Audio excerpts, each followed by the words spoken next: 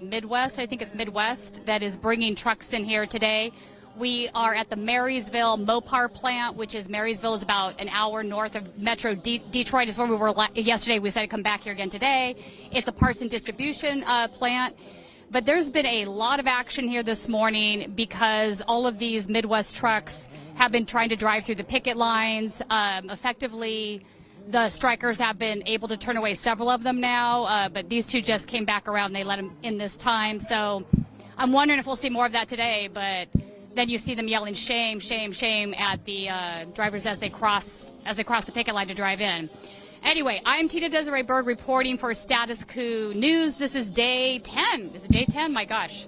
Of the United Auto Workers strike. We've been covering this from day one when it was just a handful of locations. Then Sean Fain expanded it to 38 more locations, most of which were parts and distribution centers, like this one here, which is a Mopar. It's part of Stellantis. Stellantis is the multinational company that is based out of Amsterdam. They are part of the Big Three. Stellantis was formed when Chrysler Fiat, which was the first merger, Italian company Fiat, merged with a French company to create Stellantis. So in addition to the SCABS driving in, we've also had a lot of support, people driving by, honking, standing with the workers. High energy is out here still, even though it's day 10. People are motivated. They want their pay. Day 11, my gosh, see? Day 11, pardon me. So we're going to be talking to more workers here today. If more of these trucks pull up, we'll pay attention to that. So there's two strike locations. There's this one here. Further down at the second entrance, there's another group that's been striking. And in fact, some of these cars or these semi-trucks have been trying to get into the first location. They can't get in. They drive down here, come back around. I did want to bring up something today that isn't much discussed. So we've talked about the crazy CEO to worker ratios, right, that have been increasing year after year after year steadily. But where are the shareholders in all of this? I think we need to have a discussion about shareholders. Shareholders are ultimately the boss, right? They own shares of the company. They expect to get paid out their dividends. They want to see profitability. Where are they in all this? Do they think the CEO pay is high? What if I told you that they did? There's been movements going on now for a couple of years to do something about the increasing ratios because it highlights problems within the long-term profitability of the company. If you have upset workers, they're not productive. If you have CEOs that are making outrageous pay year after year after year, but they're not delivering on the goods, they're not adding value to the company, it not only affects the morale, but it just takes a lot of money out of the firm that could be going into things that will last longer. So a couple years ago, Carlos, who is the CEO of Stellantis, he actually had his pay package rejected by shareholders. 52% of the shareholders decided that it was too high, and they rejected it. However, the board of directors ignored that and pushed it through, which resulted, though, in him having a much lower pay package the following year.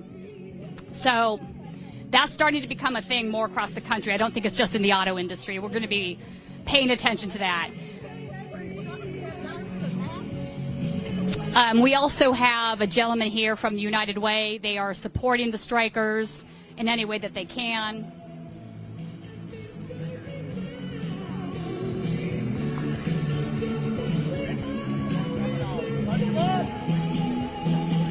All right. Of course, now there's no truck action. All right, let's see if we can find some folks. You guys want to talk to us again? No? Who wants to talk to us today that we didn't talk to yesterday?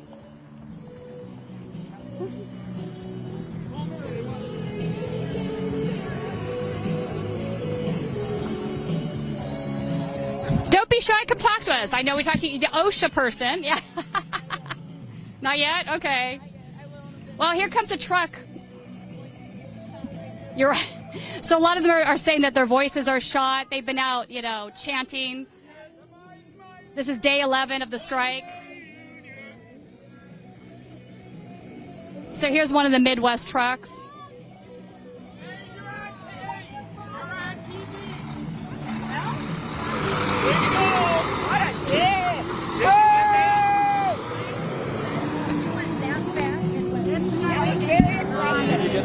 Oh, can you talk about that with us? Do you feel comfortable talking about this? Wait, let me see. Hey, how are you? Good.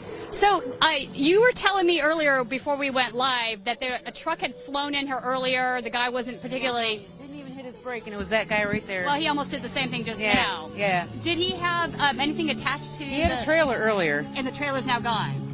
Well, he dropped it off. Okay, so what are they bringing in these trailers right now? Do you have any idea? It has to be parts. I mean, that's what we do. We do parts. Right. So they're still trying to function without you folks? Apparently. They're trying to get parts shipped. So they're shipping to you. They're dropping off stuff to UPS. Teamsters quit unloading. I followed the truck. They went to the UPS. So that's it. Yeah, that's the Teamsters outfit. Yep. Although I will say at Centerline a couple days ago, there was a large group of Teamsters down there on the picket line with you folks in solidarity. So yeah. Oh, they're not crossing.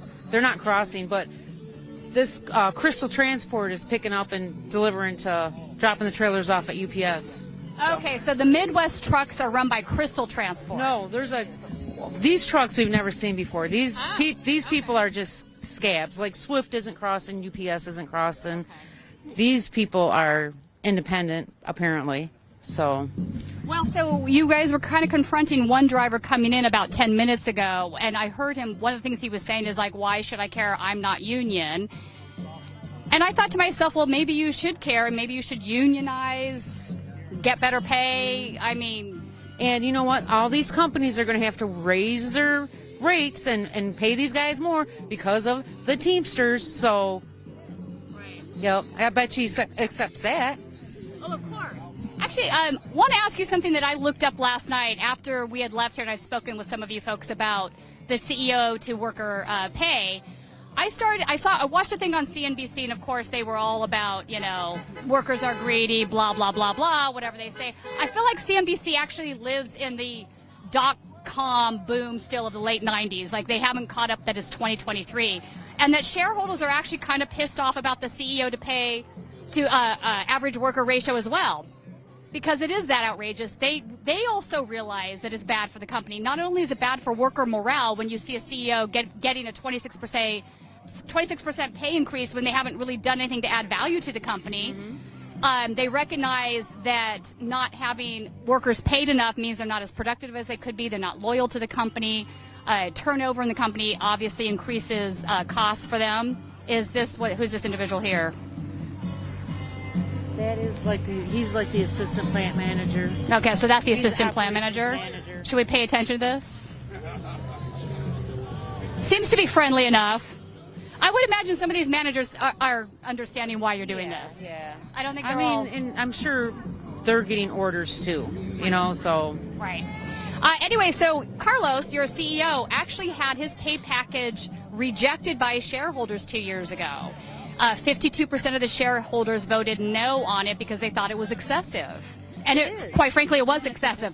Which brings me to this latest one that they did approve. It's believe it or not, it's much lower than it was the previous year, the one they rejected. It's still too high, probably. Yeah. But there is pushback that's actually happening out there on the other side. So is it possible that shareholders and workers become sort of it would be nice if allies of some sort? They're making money off of us. It would be nice, So we'll see. People are getting sick of it. So. Right. No, they definitely are. I think everybody feels the pain, and again, it's not just the auto industry that we're seeing this with. So, have we had any new concessions overnight? I don't think we have. I haven't seen anything. I haven't. How long were you guys here till? It's 24 hours. Yesterday, I was here till like 8:30.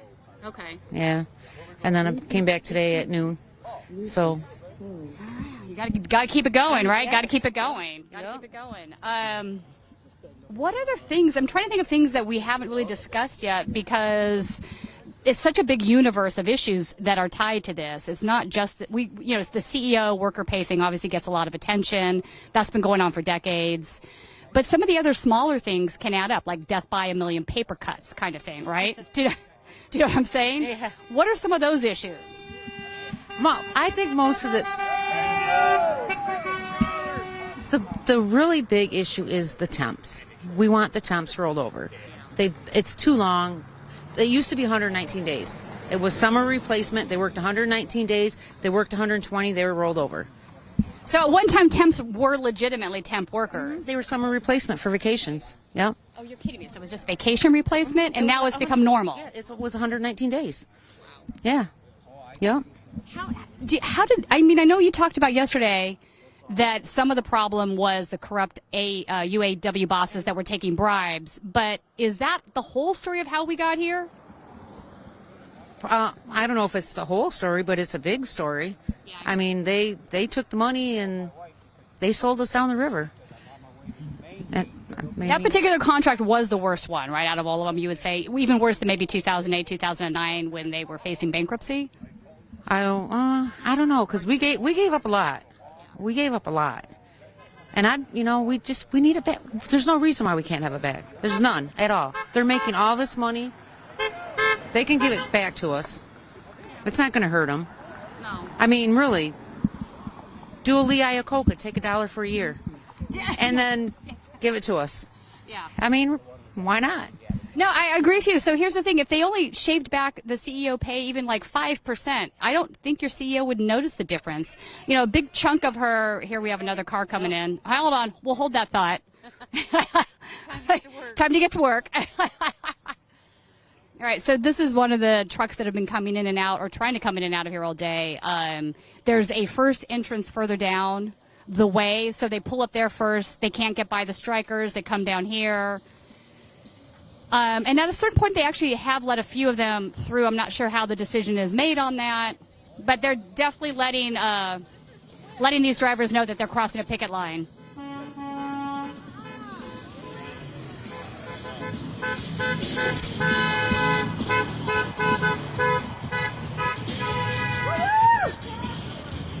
Tell them to go to the back way. Tell them to go to the back way. Go straight in the river. Around the block. Keep going straight. Don't worry about it.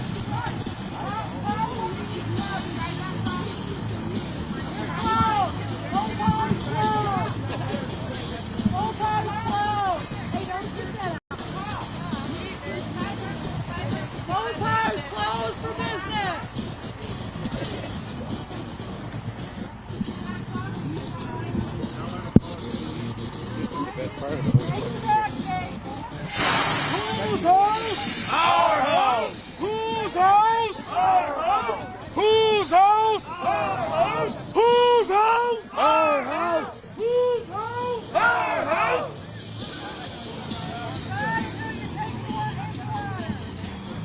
All right, as we're watching this kind of standoff between the strikers and a transportation truck from Swift, I wanted to give you an update on Ford. Ford is the first one to come to the table with concessions.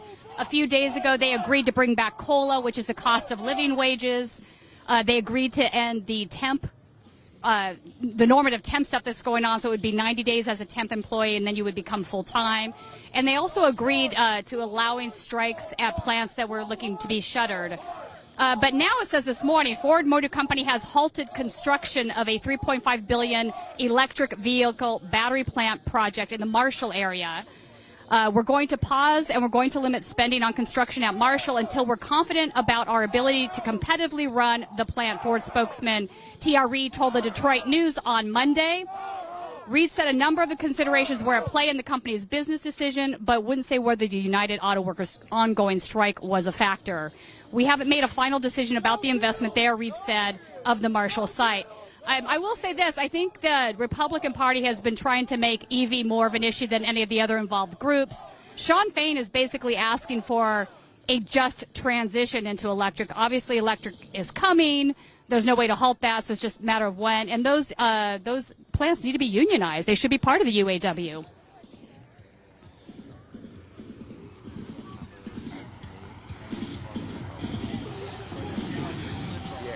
Also, I wanted to go through some of our new donations. Last night, we got a list after we came off the live, so I'm going to start with those. Fly, Chomper, Fly. We appreciate you. You are constantly giving us donations. That's appreciated. $1.49 from Fly, Chomper, Fly. Real 83, $4.99. He says, salute blue-collar workers fighting for the middle class. And then Real 83 gave us a second donation of $4.99. Thank you so much for that. Jones 149, hashtag #StandUpUAW. So far this morning, okay, they've been successful here. The driver is leaving the front of the plant. We can see her driving away.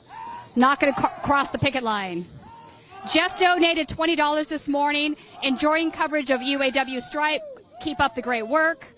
Perry donated $5 monthly. Tracy donated $25. Thank you so much for all the great work you do. I watch you through Breaking Points, and I'm constantly impressed. We appreciate that, Tracy. And then Michael joined as a Status Coup member. And hello there. How are you? Good, how are you? Just taking care of some business there. Good. Have to do that. So you guys basically just got this person to keep driving, go around the back. There's a lot of action here this morning. What is your name, first of all? My name is James Palmieri. Right on. And how long have you been here at Mopar? I've been here since 2014. Okay, so right at that transition into this crazy contract that happened. Do you have any thoughts about how that went down? You had a couple of corrupt UAW bosses that took bribes from the auto workers. They're now actually serving felony sentences for doing that. These were violations of the Taft-Hartley Act. So that was right when you were hired. So what are your thoughts on that? It's kind of bad, for all of us. For all of us, it was bad, because we got hired in, luckily, at $17 an hour. Okay. And then they brought us, for every year we did service. I was a temp for 4 years. 14 and a half. Sorry. It was day 10 earlier today. I'm sorry about We're that. all tired. No, so 4.5 years I was a temp, right? So they brought our pay up from 17 all the way up $1 a year. Okay. So then we ended up getting hired in. They asked us if we want to get hired in. So we figured, okay, we're going to keep our time and our money. And what happened was we lost it all. We went back down to $17 an hour again. So now we got to fight the battle again to get back uphill. And here we are today trying to fight the battle, go back uphill again to make our money back. So this is mind-numbing to me.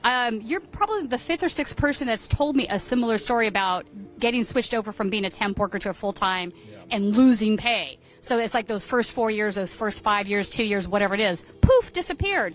It just seems insane to me that they're doing that, and it's also even more insane to me that more media people are not talking about that, because I can't imagine any American hearing that story and thinking to themselves, oh, that's okay, they're greedy. No, we're not greedy at all. We work hard for this every day. We pick up parts every day. I worked at SSP, which is stamping in Sterling Heights, with a lot of brothers and sisters that are all tier 2s. We all went through this thing. I don't see any other ones here today with me, but if they were, I'd grab them up and we'd get them over here and talk with you. Also tell you the same story, No, it's obviously a true factual thing, and it's amazing to me that you have talking heads on CNBC or whatever just ignoring these stories. They want to pretend like you guys are just completely out of your minds with your ridiculous asks, right? The CEO can give themselves these giant pay increases, but you're supposed to take a pay cut even though the company's profitable. It just doesn't make any sense. Right, I agree. Doesn't make sense. You endorse that? What are some of the other issues that you think are on the table? I know profit sharing is a strange issue because I think that this might be something both sides could agree on, but it certainly doesn't replace a pension, right? Hang on a second, we gotta. Union power! Union power! Yeah. Okay, come back. All right. Union power! Union power! All right. So this is another one of these Midwest trucks. They all seem to be Midwest, whoever they are. Whose house? Our house! Whose house? Our house! Whose house? Our house!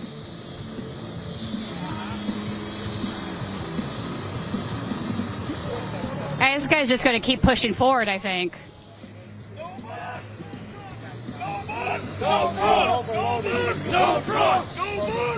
So we have a couple guys that are standing in front of this Midwest Freight Systems cab. These guys have been trying to push their way in here all morning. This might be the 20th truck we've seen trying to do this. They all seem to be from Midwest. This guy is now honking. He doesn't seem to be caring that he's crossing a picket line. We have the school bus that's honking in solidarity.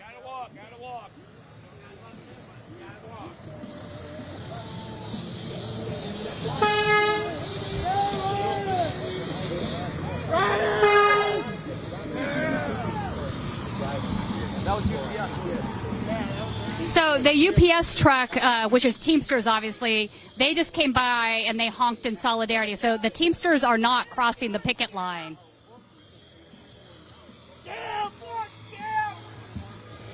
So looks like they're going to let this guy through, but they are screaming scab, some chants of shame. Shame on you! Shame on you! Shame on you! Shame on you! Shame on you! Shame on you! Shame on you! Shame on you! Shame on you! This guy is kind of smirking in the cab right now. I don't know why he would smirk, but he's smirking. Last load! Start! Start! So they're saying last load to these trucks as they come in, saying that we're going to let you buy this time, but it's your last load. You come back, you're probably not going to be able to cross our picket line. So I'm imagining they're trying to find a balance here. Oh, we have some jaw jacking going on the side of the cab.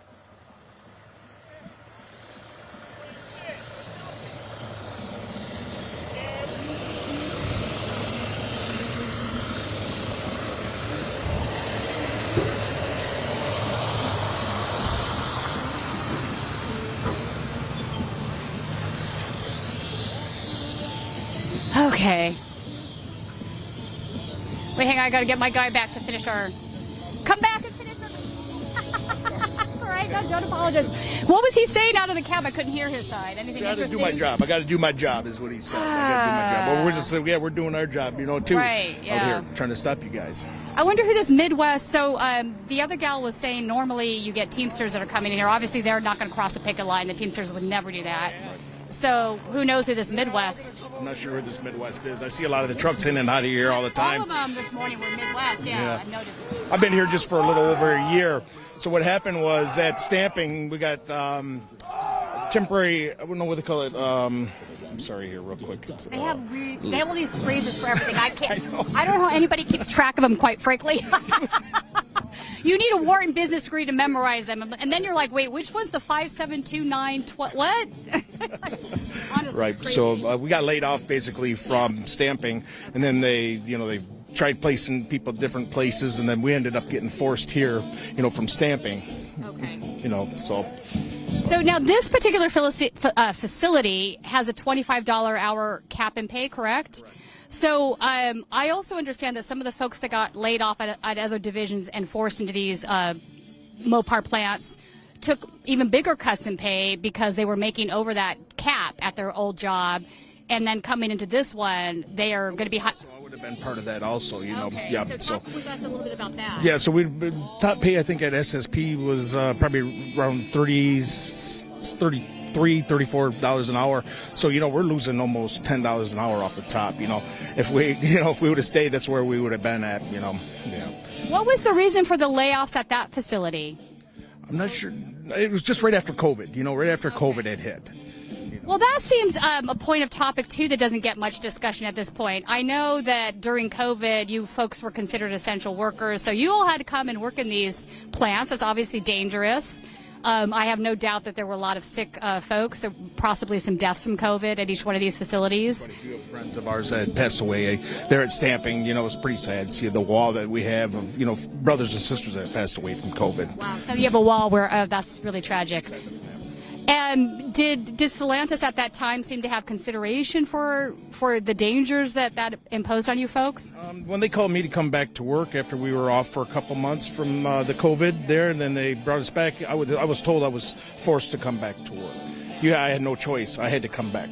And I did. I came back. I was at stamping again. So, and then we just moved on. We had to wear glasses, which we always did, but we had to wear the mask and safety, Right. equipment that they provide us, rubber gloves and things. Right. So, But I mean, at the time, this was even pre-vaccine. That wasn't a guarantee of not catching the virus when it was first going around. And and I have to tell you, I got COVID, and it is not fun. It is certainly not the flu. Anyone thinks it's the flu is crazy. twice, actually. I've had it once in the plant, and I didn't know what was going on with me. I was super sick, thought I had the flu. And then I almost a year later, the date, I got it again, and then we knew what it was at that time. So. Right.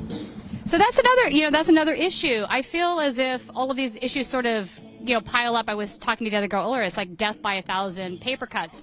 I mean, we could look at the big scale issues, which are the tiers, increase in wages, COLA, these things. But there's all these other things that happen on the day-to-day in your jobs that aren't probably getting as much attention as they should, even if we get all these gains. So what are some of those other issues you think that should be discussed more?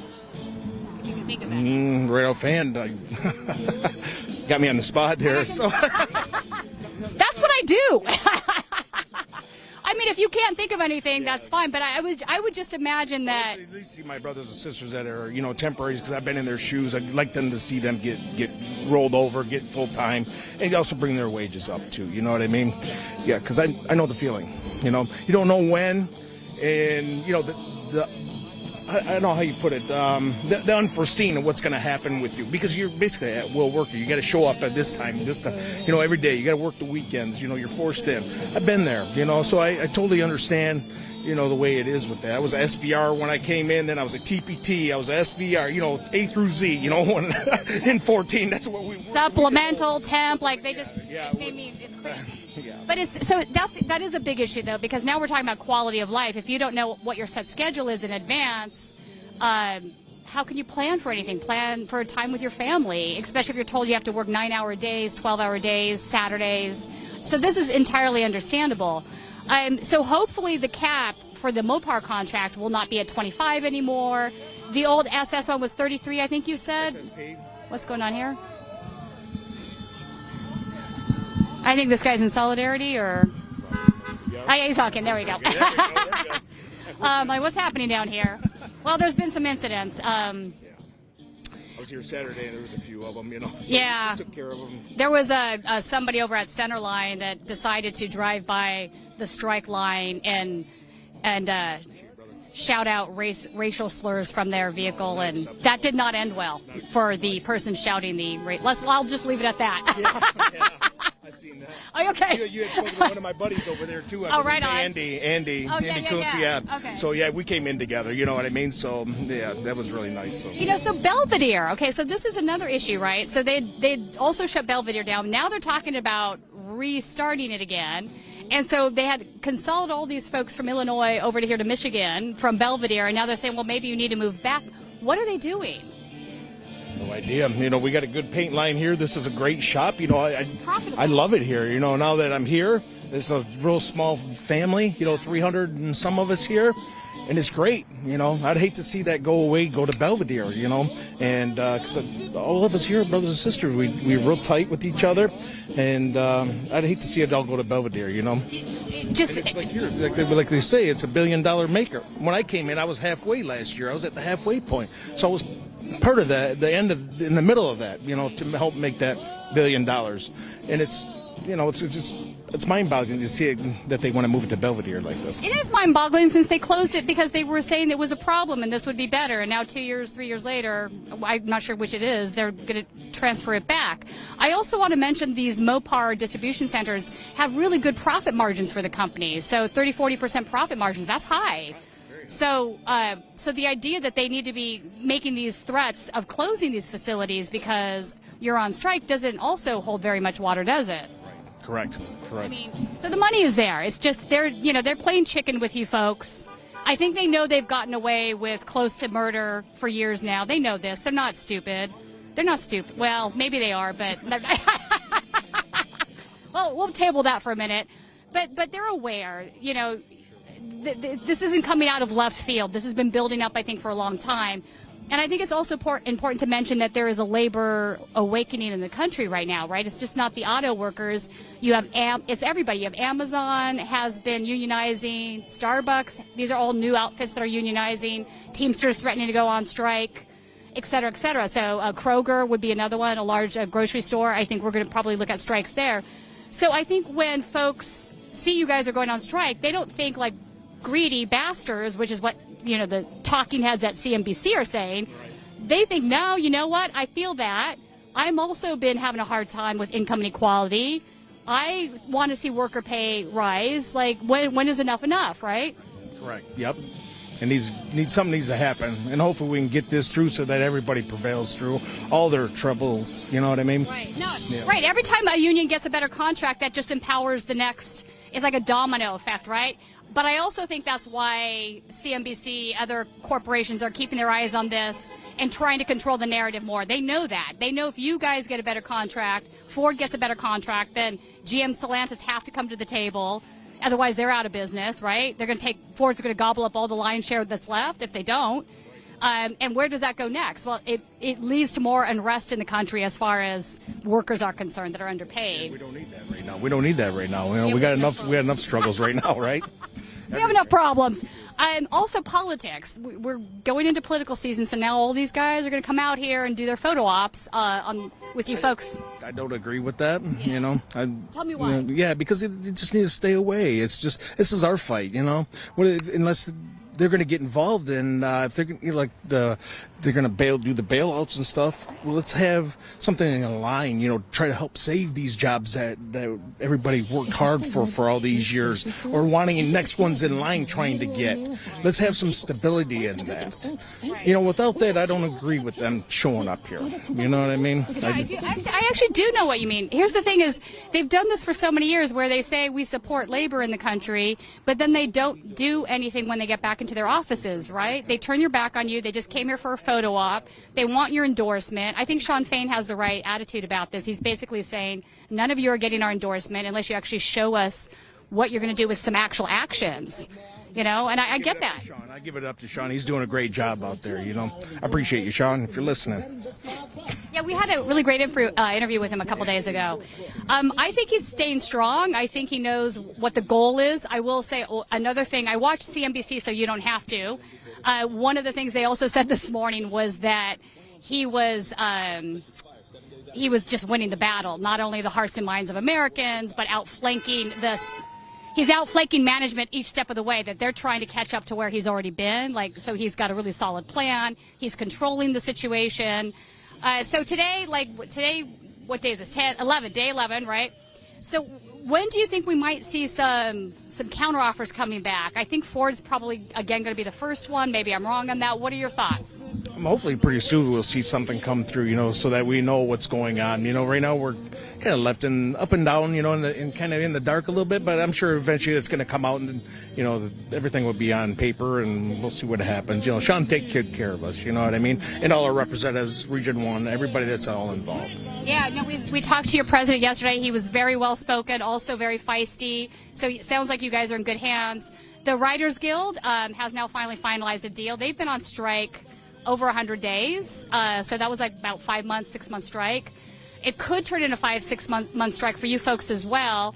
You have a pretty sizable, you're ready to fight. You have a sizable strike fund. I think other Americans have been donating to that strike fund too. So that'll keep you guys out here on the picket line longer. Would you be willing to do the 5-6 months if that's what it took? Absolutely. And I think not only me, my other brothers and sisters would do it too.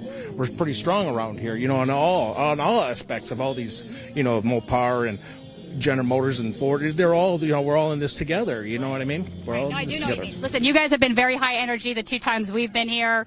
You are not messing around, but you're also having a good time. I can see camaraderie with all you folks. It's clear to me that you're a family. You work together. You support each other. So that should be the scariest thing, I think, for these CEOs and upper management. I wanted to also mention we had one of your managers drive through here earlier today, and I did notice that you folks seemed okay with this particular manager, and that doesn't surprise me. I'm sure that there are plenty of managers out there that agree with what you're doing. They are, you know, put on the other side just because they're the manager, but that doesn't mean they don't agree with why you're striking. There goes one there. There goes, like perfect. I love perfect timing. Thank you so much, sir. But you know what I'm saying? There are going to be those that don't, but there's definitely guys that are going to be like, wink, wink, I get you. Get your contract, man. Yeah, definitely. Yeah. And then they were also, on the other hand, probably asking who's working in the inside, you know, what are things going on. You know, we're all curious. Right. We're all curious. No, I did hear, okay, so I'll go ahead and say that. I did eavesdrop a little bit.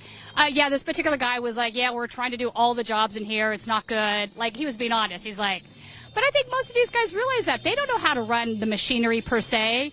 If it's one of the skilled trades, welding, whatever, how are they going to replace? This is not going to happen, right? You know, it sort of reminds me of when John Deere was going on strike. They thought that they were going to outsmart their workers by bringing in salaried workers that didn't have the skill set. One of them drove one of the forklifts into a wall. I don't know if you know this story, but No, I didn't hear about this. karma It happens. You know, I was a high-low driver at stamping. You know, I understand how those machines work, and they're, they can be dangerous. It can be dangerous. In fact, we talked with your OSHA gal yesterday. I guess you guys actually have pretty good safety here. She keeps, Bree, she keeps charge of that pretty well. So talk to me a little little bit about skilled trades then. What would be the difference between what they consider a skilled trade and what they don't? Because that's not entirely clear to me. Skilled trade, so I'm not going to speak on that. No. Okay, see, I would think you were. Yeah, a lot of guys and ladies, they do. My brothers and sisters in here, when I came here, that's what they thought I was. That was skilled trades, but I'm not skilled trades. I work the line. I pick up the doors off the line. I put everything in, I couldn't do that. Yeah. I'd be like... Hoods, fenders, all kinds of stuff, so... I can't get a clear idea of what they mean by that. Is it just welders on the assembly? Is it, I don't know. No, we have no welders on the assembly line. 'cause Here's it's the paint, parts. just Yeah. parts line. So the parts come in from stamping where I used to work, or Warren Truck per se, and other facilities, and they come in as raw materials, but stamped out as a body side or a door or fender, and they come in. Okay, just so everybody's clear on that. So that's when they take the steel and they start to mold it into doors, panels for the sides of the vehicles. That's stamping, right? Correct, Okay. correct. I'm learning so much about this. No, and it's a neat process, right? So, and then it ends up here at Mopar here. So then what happens? We got a paint line, basically a dip tank. So it goes through several tanks, and then what happens is it's electrolysis. They come out and then they're primed already. The parts are primed already. And then they come down the conveyor system. As they come down the conveyor system, sometimes there's parts on one side. It's for one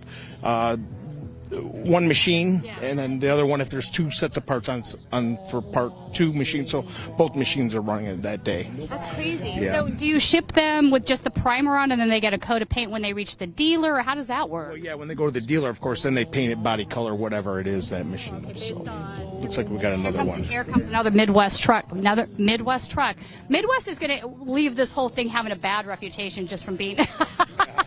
Because I'm sure this is happening everywhere, not just at this particular location today. It's a Monday, so it would be a busier day for traffic. That kind of goes without saying.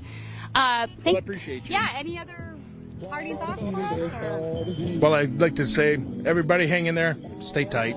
Thank you. Appreciate you. Appreciate you. All right, so that's a shot right now of the Midwest truck. I think they're going to open the gate to let him out. Although this one still has his trailer attached. Some of the other ones have been coming out with just the flatbed. I think we might be close to a shift change. It got kind of quiet out here. Was much rowdier and such a few minutes ago.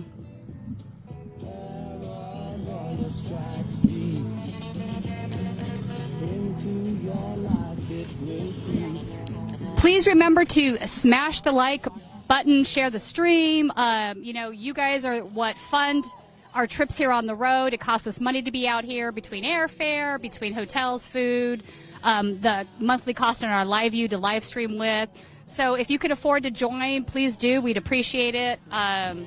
Wait, we have a super chat from somebody named Jordan Sheridan. Who's that? That means Jordan wants me to say something. Let's see what Jordan says. Jordan says, $9.99. Thank you so much for feeding us back that money, Jordan. We're the only outlet on the ground covering this all 11 days. Unfortunately, we got to head home in 2 days because costs are adding up. Uh-oh. Sign up as a member for $5 to $10 a month to keep us on the ground. Yes. So I will be here till, I think, Thursday morning I'm leaving. So actually, we're going to be speaking with Dr. Cornell West on Wednesday. Wednesday, right? Tomorrow, Biden is in town. I'm not sure. He's probably got just the mainstream media press pool with him as he travels. We'll probably head over to the Wayne, Michigan Ford facility there. It's across from the Union Hall. And then, of course, we have Trump here on Wednesday evening trying to hold some rally at the same time as the GOP debate. The GOP debate is happening at the Ronald Reagan Airport in Simi Valley, California. And like he did with the last GOP debate, he's going to bucket to do his own thing. I think it's strange that he's going to try to address these UAW workers at a facility that appears to be non-union. I haven't been able to entirely confirm that that's the case. But if that is the case, that would be kind of not a good move in my opinion.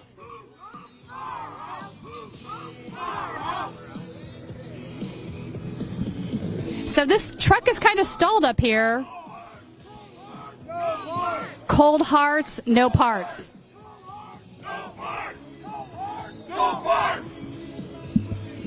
Lots of energy from these workers.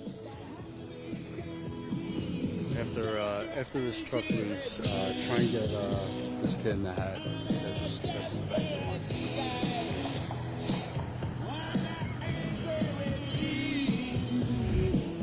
I don't know if this truck's going to, he's just kind of stalled there. I'm not sure what he's doing. Guess we'll see in a minute. Who's the other guy that wanted to talk to us? I'll go grab Maybe him. the guy in the hat, in the back, yeah. Yeah, guys, we've been the only outlet on the ground for 11 days straight. We're going to be here just for a few more days unless we get more viewers to sign up as members. So please become a member. Go to statuscoup.com/join. Only $5 to $10 a month. It's definitely worth it, guys. So become a member and keep us out here on the ground covering the story. All right, so first off, let's move out of the way here, just in case. What is your name and how long have you been here at the Mopar facility? My name's Trevor Hibbs, and I've been at the Mopar facility for 10 years. Oh, for quite a long time then. So you've seen a few changes in your lifetime. Have you always been at this facility, or did you get transferred from layoffs? So when I first started here, I started in June of 2012. I was an SVR, so I was a summer vacational replacement. I worked that first summer, and then I got brought back for temporary part-time Mondays, Fridays. During November when they hunt, they brought us back for hunting season, laid us back off, brought us back temps, laid us back off. But then the next summer, the following summer when I came back, our union before our president, they had snuck in our seniority date from when we first came. So me and another guy went over 120 days, and HR called and said, hey, you have to hire them. You have no choice. So we ended up getting hired. I got hired February 8th of 2013.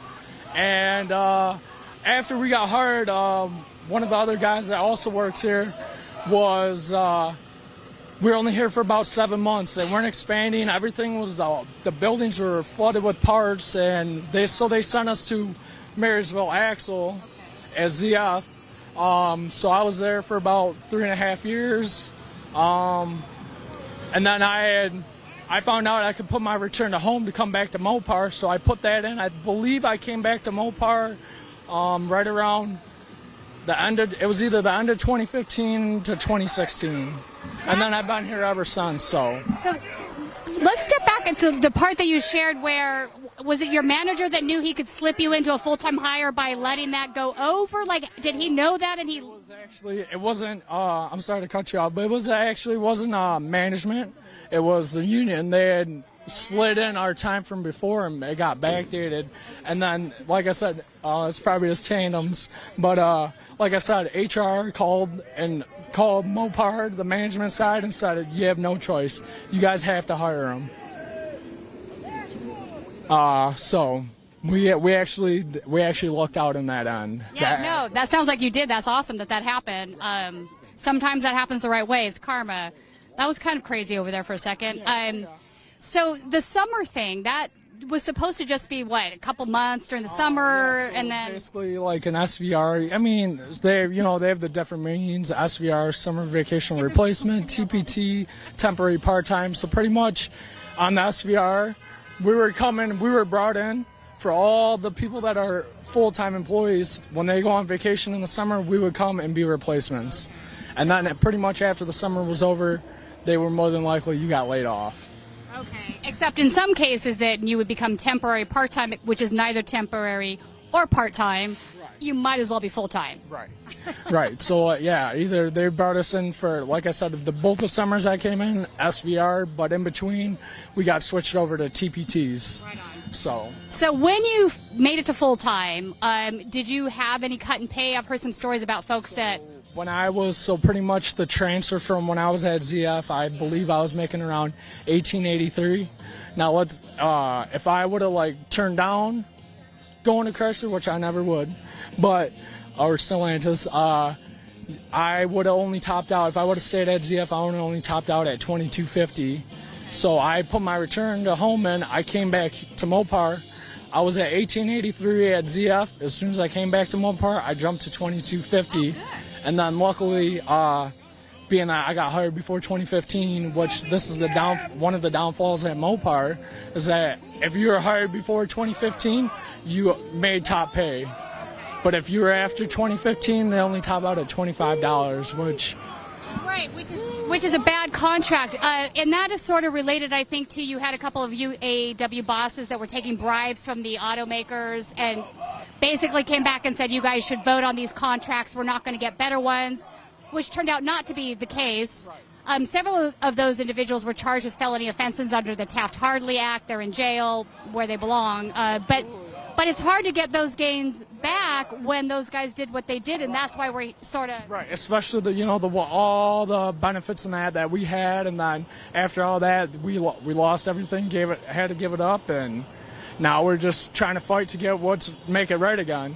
To get it, whether it's some pay, getting COLA back. It'd be nice to get a pension back, but and like I heard earlier, everybody's saying it's all across the board for pensions, not just the big three. So, and then eliminating the tiers and not making these temps, be temps forever. After 90 days, get hired and everything like that. So, I definitely understand, being in someone's shoes where you're making $15 an hour and the person you're working next to is $30 an hour, which not fair at all. Same job. But everybody is coming together, and everybody wants everybody to have equal pay and equal everything. So it's awesome. No, that's right, and that is people power. There are definitely more of you folks than there are of upper management. So as long as you stay strong, I think you're going to get most of these things. Ford has actually come back and brought COLA back to the table. They're getting rid of the temp. They're saying 90 days is fair. None of this 2, 5, 7 years as temporary, which is absolutely crazy. When I first learned that was happening, I was shocked, honestly. I was like, what? Right. I mean, people just don't know this stuff, and then you hear the facts, and you're like, okay, man, how do you listen to these workers and think they're being greedy? That's crazy to me. Right. What are some of the other issues? I know you mentioned pensions coming back, and that it's not just the big three. You're correct on that. We've lost pensions in the country across the board. Is it possible to bring them back? I think yes, but it's going to be a hell of a fight to get them back. Definitely be a hell of a fight. That's one thing. I mean, we have our 401ks and they match to a percentage, but you got if you're not getting the pension, you got to keep up on the 401k. But like I said, pensions would be nice, but at the same time, if pensions weren't in the how do I say it, in the play of it, at least COLA would be nice, get cost of living back. Definitely help. They're also throwing around profit sharing. Right. Again, that's not going to necessarily replace a pension, because the situation is a 401k or profit sharing is based on the company doing well or managing their 401k properly or hiring somebody that does that properly.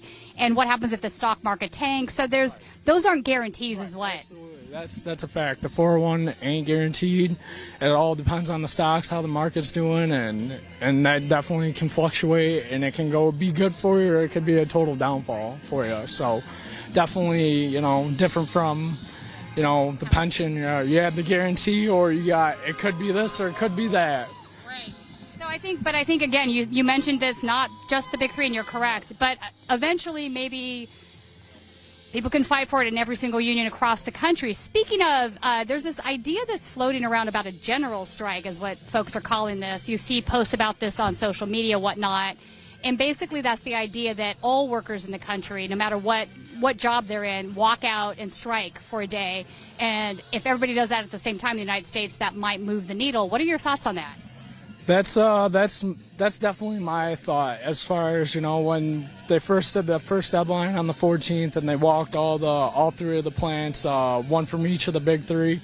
They made a statement, but for me, I think really to get the point across was to close the distribution centers down. During COVID, I got a lot of buddies that are assembly plants at Jefferson, Shap, Warren Truck, and I got a couple buddies at Ford's, but they were all laid off. They had shut down because of COVID. But we were working 7 days, 12 hours, keeping things going for the company and making sure things are getting done and parts are going out. But at the same time, now that they shut the distribution centers down, it's gonna be a big hit. Oh, it's gonna be a huge hit. We looked up the value of these companies. So these Mopar distribution centers have really high profit margins, like 30-40%. So this financially is going to be a big hit for them. And I think it's also going to anger their dealers, right? They're going to be like, we need our parts, make a deal. Yeah. I'm sorry. They're going to be calling for the parts, and they're going to be wondering where they're at, and the customers are going to be upset, and it's if they're going to figure it out. They got no choice. It's either you're going to do this or you're going to, all your dealers, all your customers are going to be upset. But they need to come through because all these CEOs making all this money, and look at the GM CEO, for example, $29 million, and then on a day she was making $111,000 a day. That's absolutely crazy. You can't get back to the company or to the people that are making you all that money, and then you take on top, for the profit sharing too. You guys take all these profits right off the top and then say, here, all right, this is what you guys get. When really, you guys weren't the ones that did it. Your workers, the people doing the jobs, that's who's doing it. That's who's making the money. And it ain't fair that they're just taking all the money and not doing nothing for us, and they just want to take and not give. So what if I told you 2 years ago your CEO, his pay package, his ginormous pay package, bigger than what it is now, this is 2021, was rejected by the shareholders. 52% of the voting shareholders said, no, we don't want the CEO to make that kind of money. The board let it go anyway. They didn't listen to the shareholders. But I think that speaks volumes about where the country's out. Even the shareholders, which are traditionally not going to be in line with workers' rights, are understanding the problem of this, right? It's not just the morale that comes with having outlandish pay at the top and none at the bottom. It's clearly a morale issue, but it has no value to the company if you're constantly losing employees and having to retrain them because they're not there. It adds no value to the company when you're all out here on the street saying, man, we can't work for starvation wages anymore. So something needs to give here. And I think in addition to the labor awakening in the country, I think there are movements in the shareholder side across the board where shareholders are starting to question these outrageous pay increases. I was looking at the statistics on this, and CEOs' pay has gone up over 1,300% since the late 1970s. That is an insane, untenable number. And then you look at workers' wages, and they're so suppressed. Like auto workers, you guys, if we adjust your wages for inflation, that's like a negative 20%. Right, exactly. So there are really sound mathematical reasons to understand why you folks are out here doing what you do. I don't care what CNBC says. I'm really bagging on CNBC today, aren't I? That's all right. We can bag on CNBC. I watched a segment this morning, and I was just like, oh, come on now. Yeah. Oh, yeah, absolutely. I agree with that. That's pretty bad when the stock market holders are saying, no, they don't deserve that, So, I mean, sometime got to take a stand and fight for what we want. Right. I think the other thing that shareholders are unhappy about, and so is Sean Fain, he was bringing up this idea or this fact, actually, that stock buybacks have increased 1,500% over the last 4 years. So what kind of value does that add to the long-term health of the firm? Absolutely none. That just gooses short-term returns, right? If we take our profits and we buy the shares on the open market so there's fewer shares out there, sure, that's going to drive the stock price up, but not because of reasons of value, not because of reasons where you've had solid growth or, new products coming out or workers that are, happy and staying in their jobs and being productive. This is just kind of a gimmicky thing to be doing, and at some point you have to stop doing that. That is not tenable, right? Correct. Absolutely. That's not something they need to keep doing. They need to make changes. There's better choices for sure. All that, like you said on the buybacks and that 1,500. That's insane. Right. What are you going to do? Buy up all your stocks so there's none left on the market? I mean, it doesn't make any sense. At some point, no sense at all. Yeah. No, I was just gonna say they need to get it through their heads that this isn't okay, and they need to take care of the people that take care of them. Yeah. In a sense, as far as making money, making profits for the companies, building cars and everything like that, parts moving to dealers, you need to help your people out and show them that you care about them. And like Brian Macker said in the other interview, we're just a number to them. We have the CID number.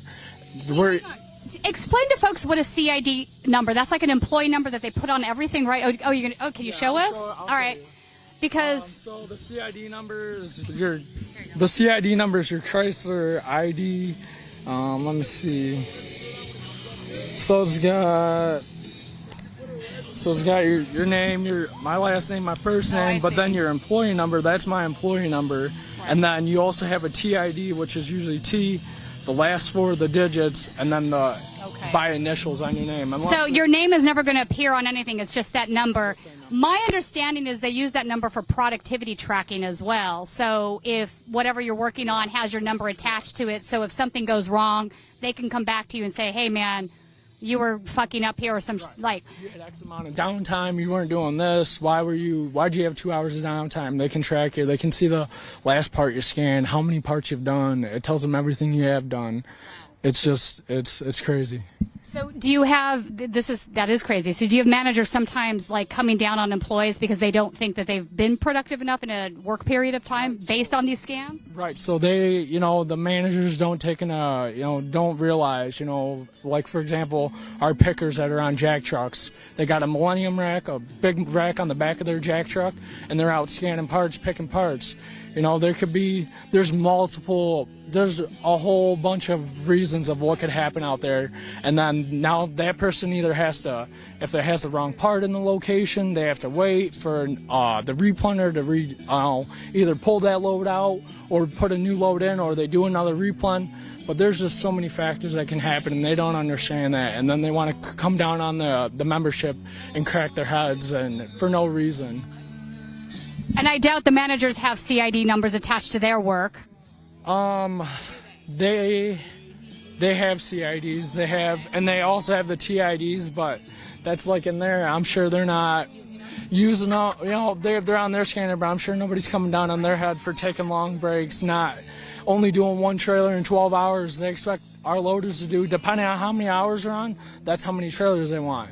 But they're doing one trailer in 12 hours.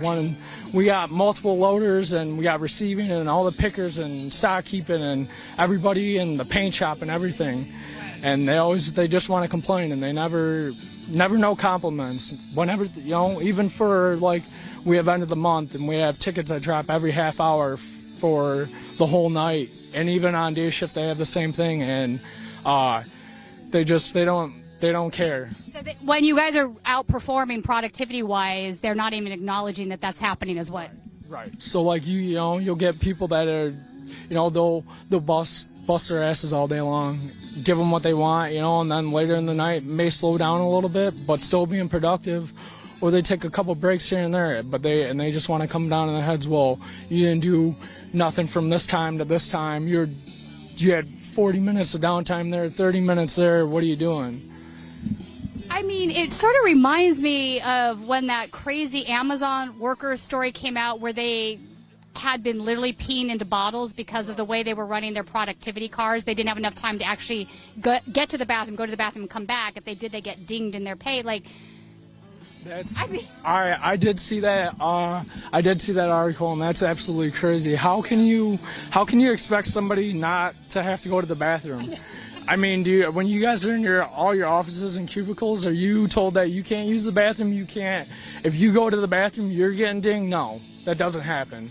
But you're doing it to your employees, all those drivers, and you tell them, oh no, you got to pee in the bottles, whatever else, if you're going to the number 2 or whatever you got to do, you can't take a break and go.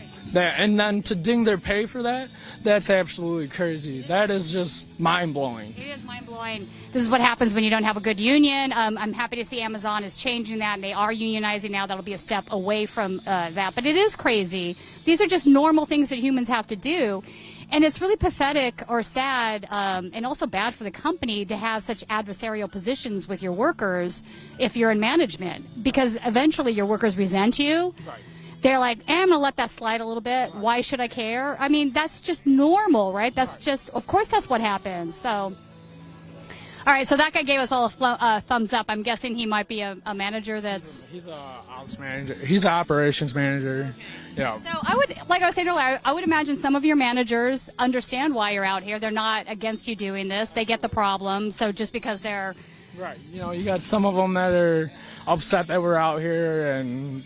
I'm sure they're in there going, oh, we need all these guys back here, but you know what? Give us what we want and we'll be back. Joe, do you know how to use this machine? I don't. Right. So now they kind of get a taste of what we do on a daily basis. You know, whether it's, you know, summertime, it's warm, it gets hot in there. Or, you know, even in the wintertime, sometimes it gets a little chilly in there. We got the heaters going, but you got, you know, sometimes you're putting on a hoodie and a jacket. When I was in one of the buildings, when I was a stockkeeper, I just drove around with my Carhartt and my hoodie on all day.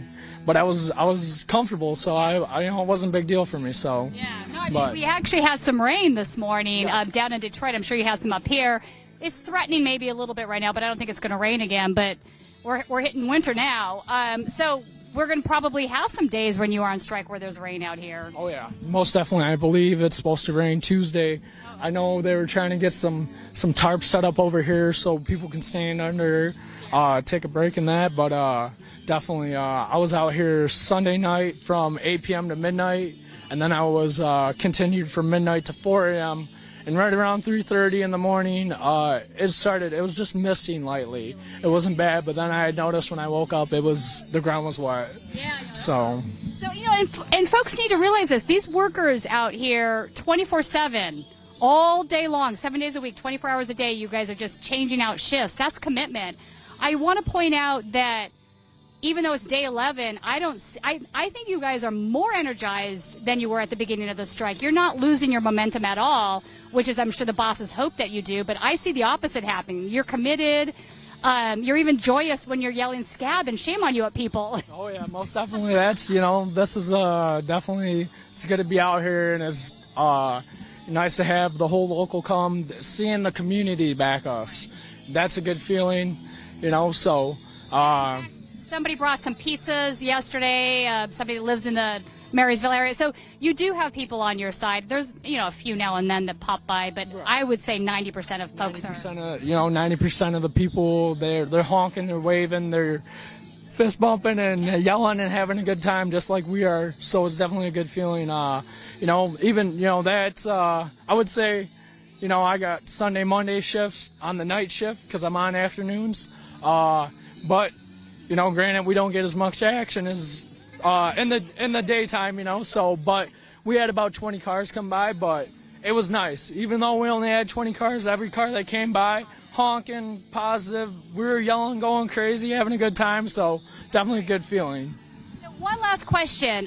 You know, media is such a big part of how things are presented to the American public, right? Everybody has their spin cycle these days.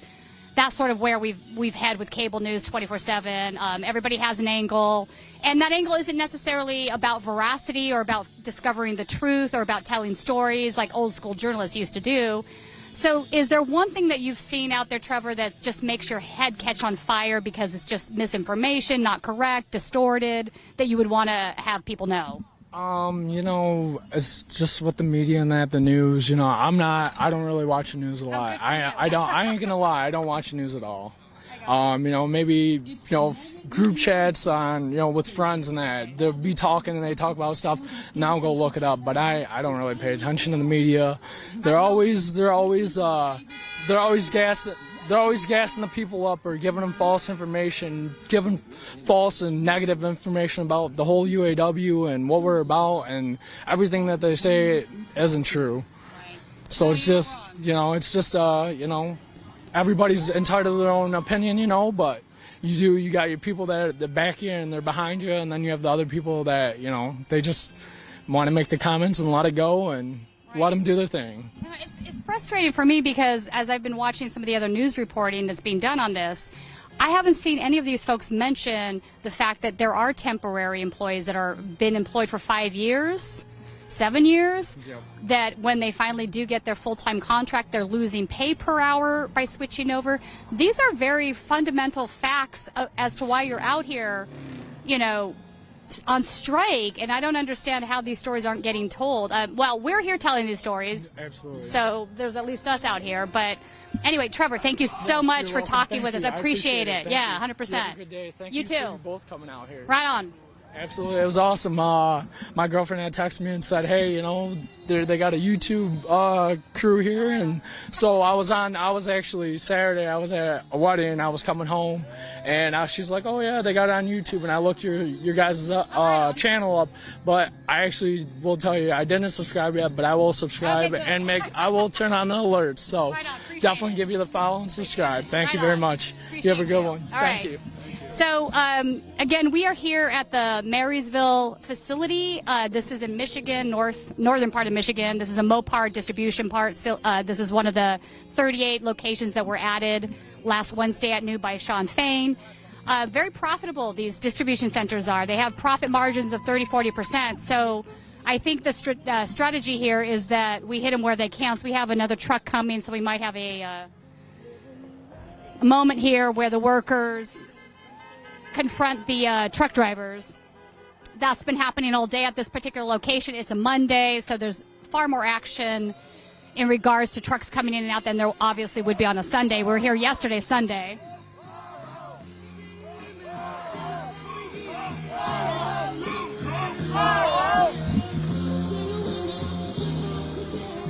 When I say union, you say power. Union, power. Union, power. We got messages from Jordan. Union, power. Power.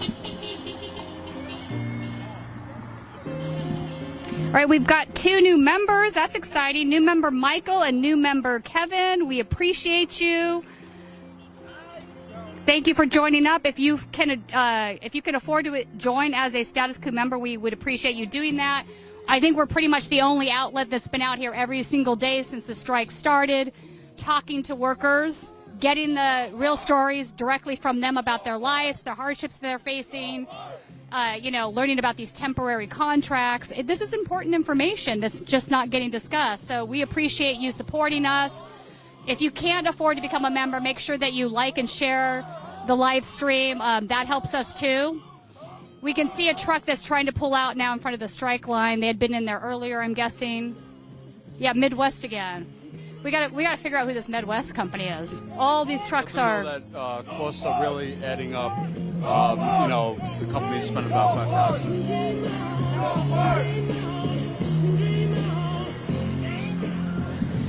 All right, so I'm going to be staying out here on the road. Tomorrow we have Biden coming into town. We have Cornell West the following day. We are going to be talking with Cornell West on the picket line. But again, if you can help us out by even giving us a donation, we appreciate it. We've spent about, I think, $5,000 since we've been out here from day one, between hotel rooms, food, etc. So we appreciate you. We don't take corporate money. As Jordan says, $5 equals 16 cents a day. I think we can all afford 16 cents a day. He's right on that. When you break it down that way, it seems pretty simple. All right, I think they're going to let this guy out now.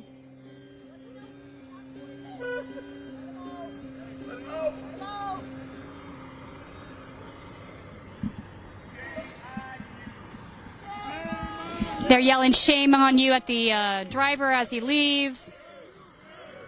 Scab.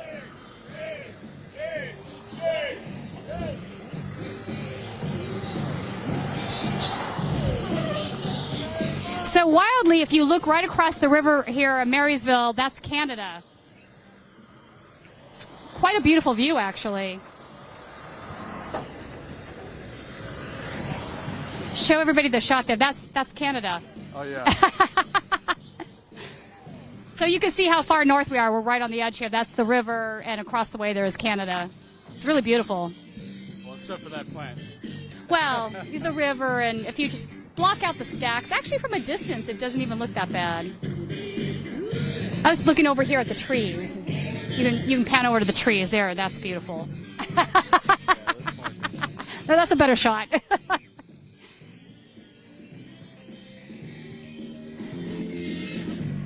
All right, let's see if there's anybody else. Did anybody else want to chat with us down here? You don't, that's fine, no pressure. I get some people are shy. We'll probably cruise down and talk to some folks down there then.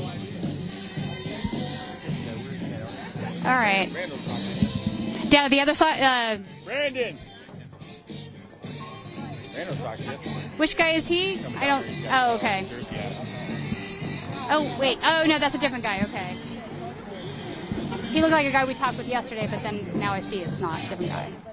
You're upset when I start talking. You know, you have a right to get upset. That's okay, man. I get it. But that's also why people need to hear from you folks, right? Not you per se, I'm just saying. It really makes a difference to learn what's happening. Because nobody else is talking about these temp contracts. It's crazy. You know what? Well, you know, I mean, media is owned by all, you know, other people, not owned by. That's right. So it's not going to get out there like you want it to get out. That's right. So this individual I'm talking to right now, who's too shy to talk on camera, is making the point that media is now owned by 6 conglomerates. They're all corporate conglomerates. Obviously, they have a vested interest in spinning the story a certain way. They also take ad dollars from, you know, the big 3. So you're not wrong on pointing that out. Hello. What is your name? Brandon. Exactly. Brandon? Yep. Nice to meet you, Brandon. What's your story? How long have you been here at the Mopar facility? 3 years. 3 years? Yep. Did you start here? Or Yep. Started here and still here. Right on. Yep. So how long were you a temp employee, or So horror of horrors, I'm are you still a temp employee? No, I'm one of the lucky ones. I got rolled over, hired in 90 days, Oh, wow. and then they rolled me back 90 days. So I literally had no temp time. How did that happen? You're the first person I've talked to that's had that happen. Our group, everybody that came in, Yeah. it was supposed to be like that for everybody. Well, they hired 3 of us like that, and the rest ended up getting hired about 3 months later. And then everybody that came in after us are still temps to this day. And that was years ago. How does that make sense? So you and 2 other guys got the normal contract, 90 days full time, but everybody else they hired at that same time is still a temporary employee? And we were told the day we walked in there, you know, we were being brought in there for everybody to be rolled over in 90 days. So they lied to us. Yeah. And that was 2019? 2020. So that was also in the middle of COVID. It was in the middle, almost towards the end, you know, of the year, of COVID year. Yep. So what do you think is the biggest sticking point for the contracts? The 1 or 2 things that you think are most important to get concessions on? Is it pension? Is it COLA? I'd say it's more pay, big time, and also the temps. Temps is huge, you know. There you got people that have been there, not at our plant, but there's other plants where they've been temps for years, 5 to 10 years, and they're still not rolled over. I see the horror stories, you know. Yeah, no, we've definitely talked to a few of those individuals. The pay is huge, because right where we're at, we top out at $25 an hour. We only get $1 per year, and it's like you got to work consistent overtime every single week. And for me, I got to work 2-3 months just to save up enough money to get groceries. You miss one Saturday, you might be screwed. You know, you may not be paying your bills for that week or that month. So, yeah, it's ridiculous that that's capped at 25. That needs to go, I think. That didn't used to be the case. We've spoken to a few folks that got transferred here where their cap had been 35 at their previous location. They got transferred into the Mopar plant, and that dropped down to 25. So they lost money that way. Right. Yep, definitely. And, it ain't right. Everybody should be equal pay. You know, equal work, equal pay. That's right. Equal pay, equal work. So what else do you think about in terms of retirement? So pension plans, I mean, everybody would like to see them. I would like to see the pension, but at the same time, I almost like the 401k better personally because they can't take that from you. 20 years from now, they could guarantee a pension right now. 20 years from now, they might close the company and take pensions away from everybody. You know, that's a good point. But your 401k will always be there. You know what? He's making a good point. They really, once you've had your 401k, you have those stock, the mutual funds, they can't take that back from you. Anywhere you go.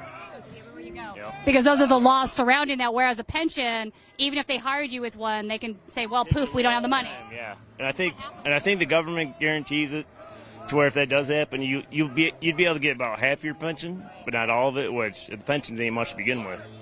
You know, they're fighting to increase pensions for retirees right now that have made the same for the last 30 years.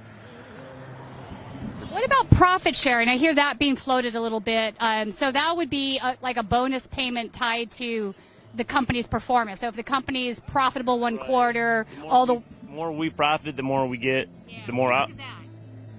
I think it's awesome. I think they should keep that going. They should not get rid of that because it's another it's another goal for us. You know, we work hard enough, we get a bigger profit sharing, but if there's no profit sharing, it's a lot less motivation.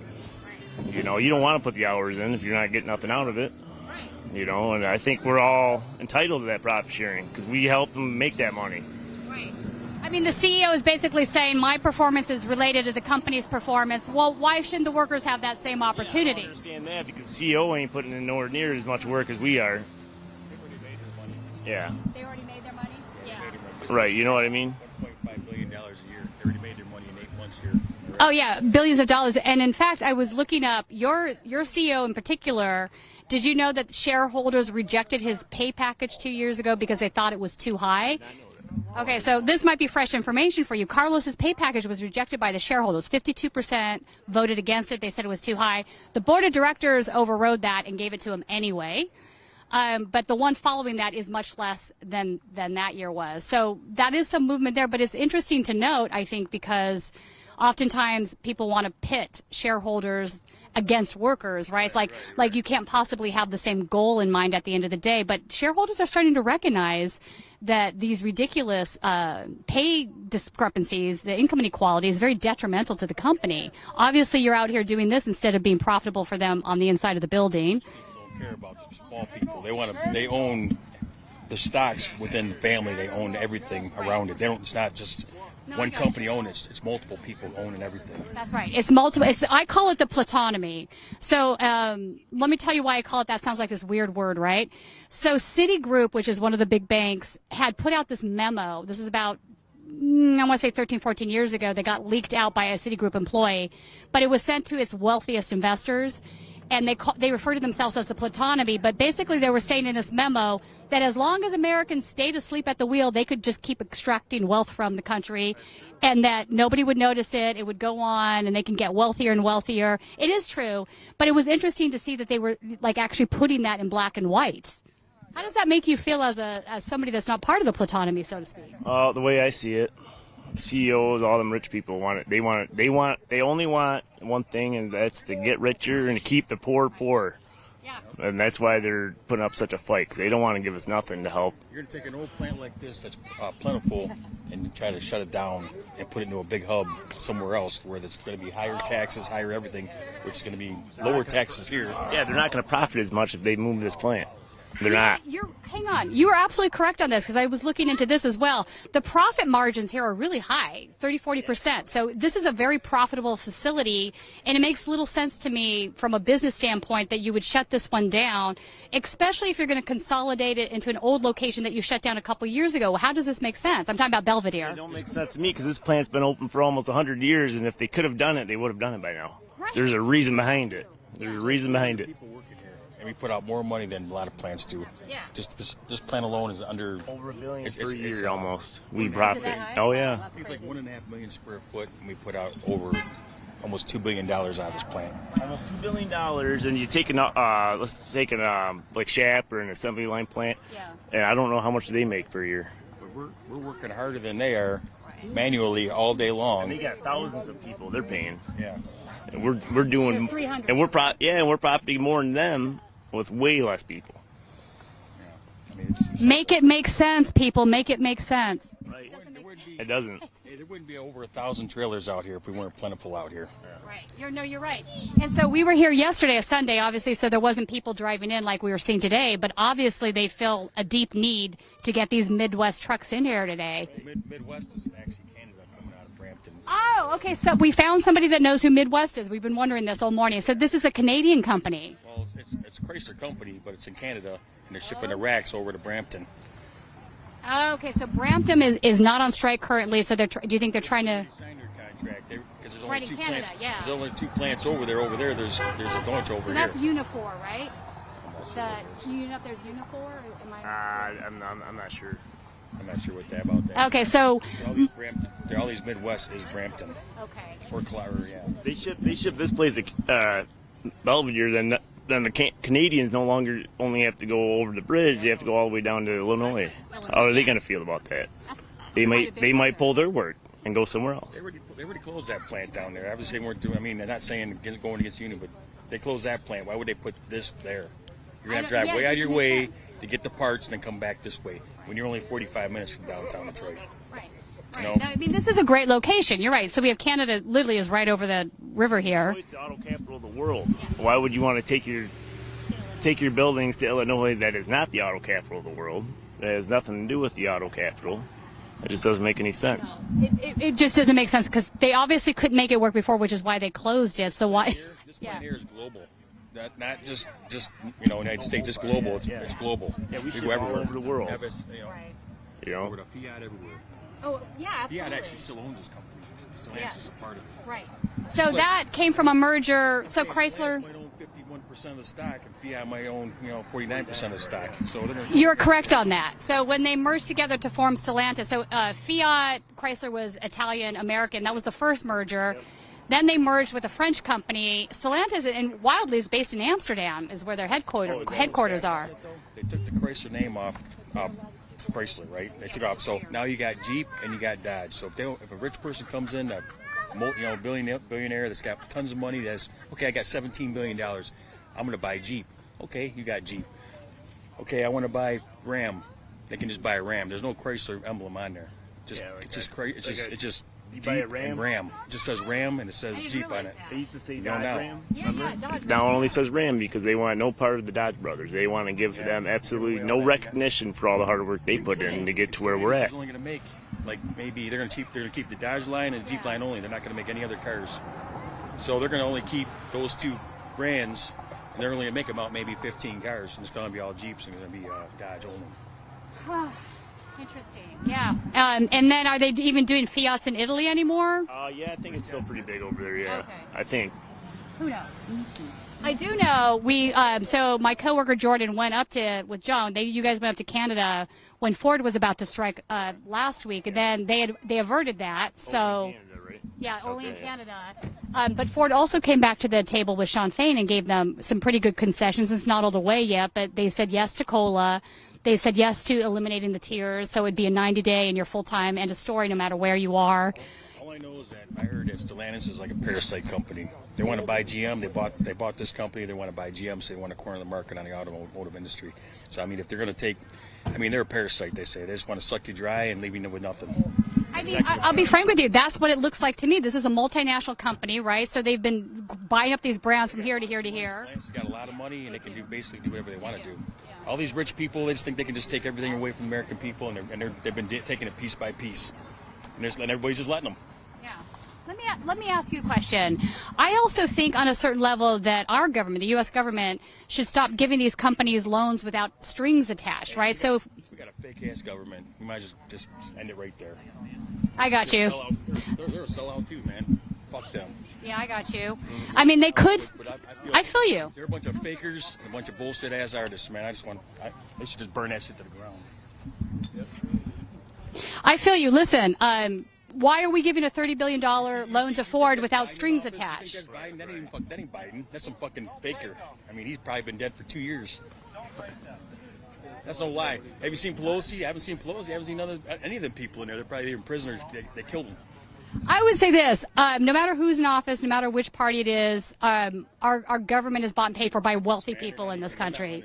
So it's corporations and wealthy people. I agree. Yeah, Corporate America. I got All you. the Chinese own all our broadcasts, so whatever they want to put out That's like there, Fox 2 News. Everything you see on there, I don't believe it because for all we know, Stellantis owns them. We don't know. You know, they're just telling us what they want us to hear. Let me ask you this. So, you don't know? So if they do bring back some profit sharing, because I know there are some people that still were able to retain that in the last contract. I'm not sure how that decision was made. I don't know either. You weren't in on that meeting?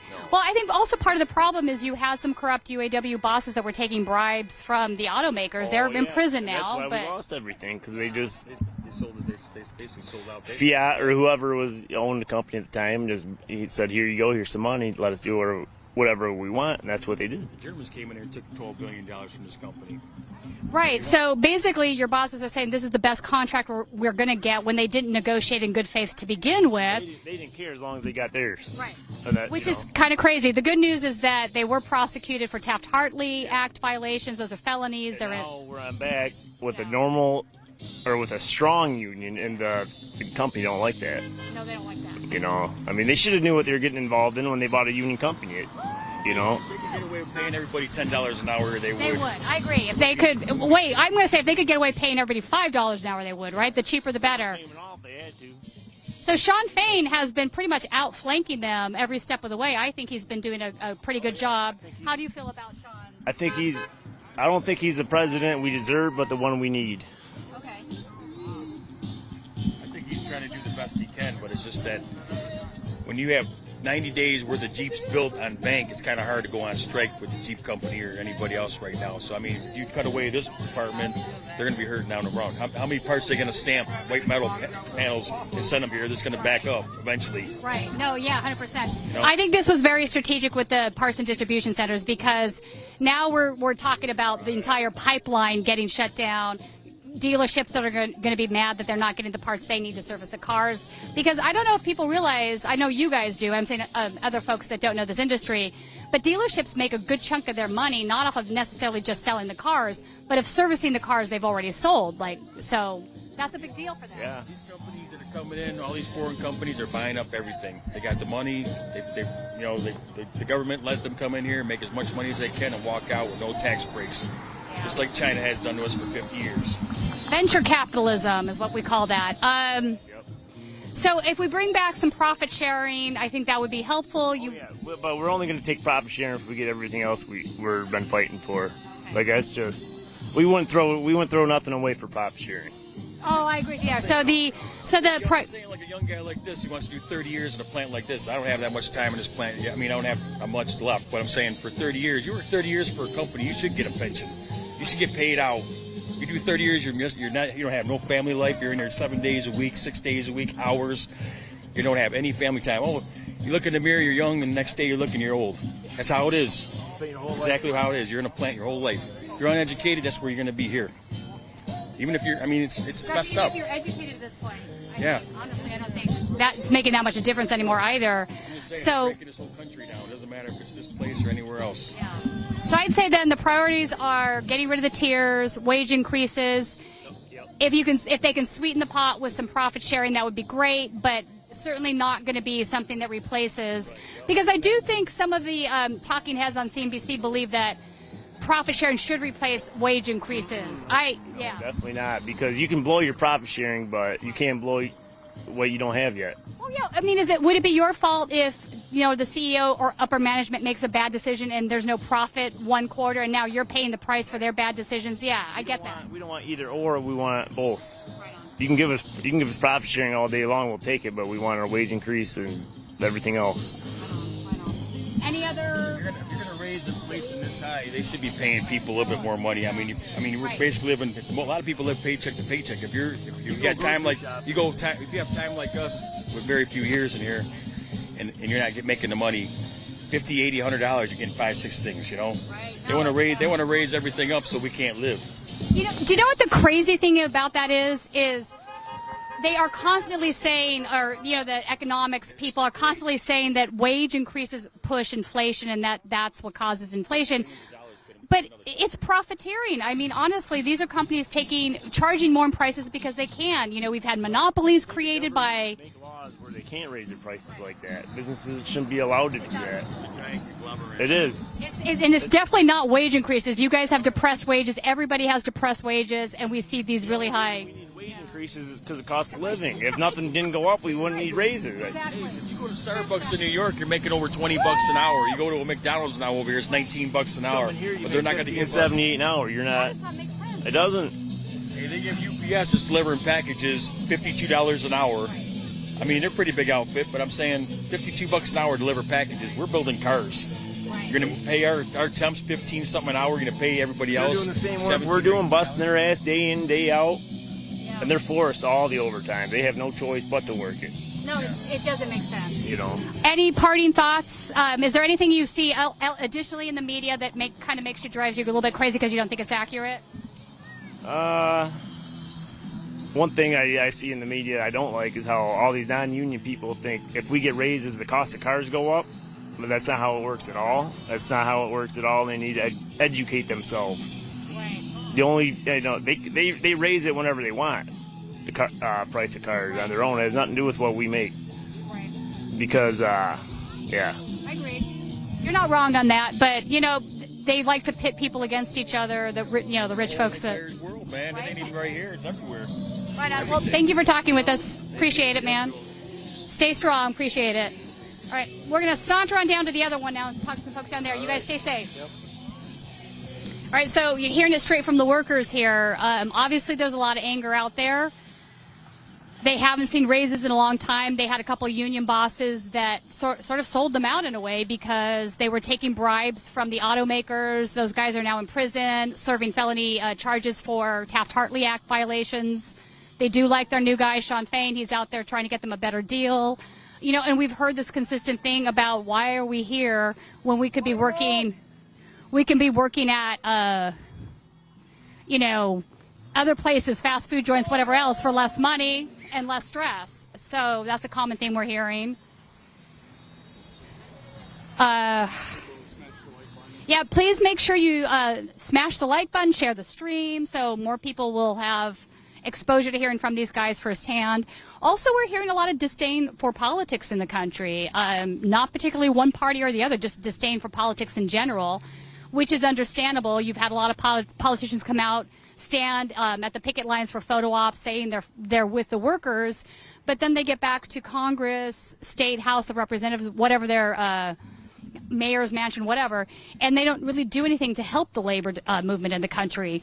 So this is understandable. We're going to come down here and talk to some folks down here now. Appreciate talking with you.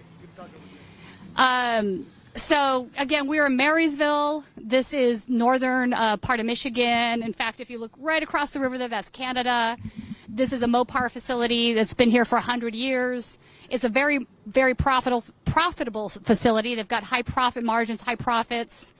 So it really should be hurting the country to have this, the company to have this particular facility closed down.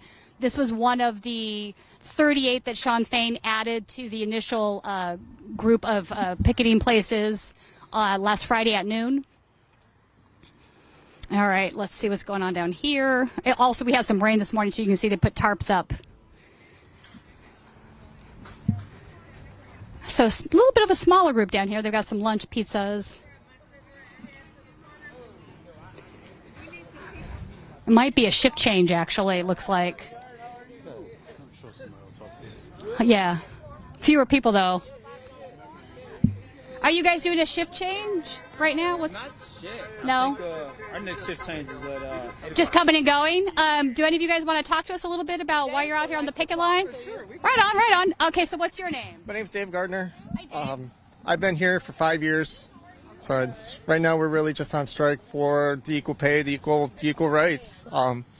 Company made billions of dollars, and now we're just really asking for what we gave up to save Mopar. So it's our turn. Yeah, to save the company, right? They asked you guys, we'll go bankrupt if you don't, and then they promised these things would come back. They haven't come back. Are you a full-time employee? Yes, I am full-time. I've been full-time for about 2.5 years. I was 2.5 years as a temp. Okay. So it's, really we're out here for the tender tiers and for our temps. So they can... So you guys are all temps here? Like, this temp thing is kind of crazy. I don't understand how a company could be... You're going to be a temp employee for 2 years, 5 years, 7 years. It's insane. Right now, there really was no cap. You hear horror stories about it all the time. Being a temp 5, 6, 7 years, getting rolled over, starting day one. So we're hoping that's something they do put in our contract. No, they need to. The other thing that should not be penalized, if you get rolled over into full-time, why are you getting paid less money an hour? I've heard stories about that happening quite a bit. Yes.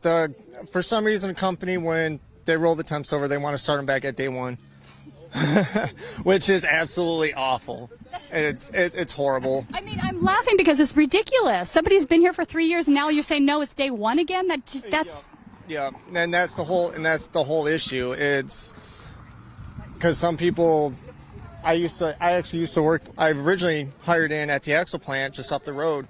Okay. And I heard stories of people, they were here 6, 7, 8, 10 years as temps, but then getting rolled over, being started back at day one. I'm like, that's not right, because our day one is only like $14, $15 full time, and then it builds up, but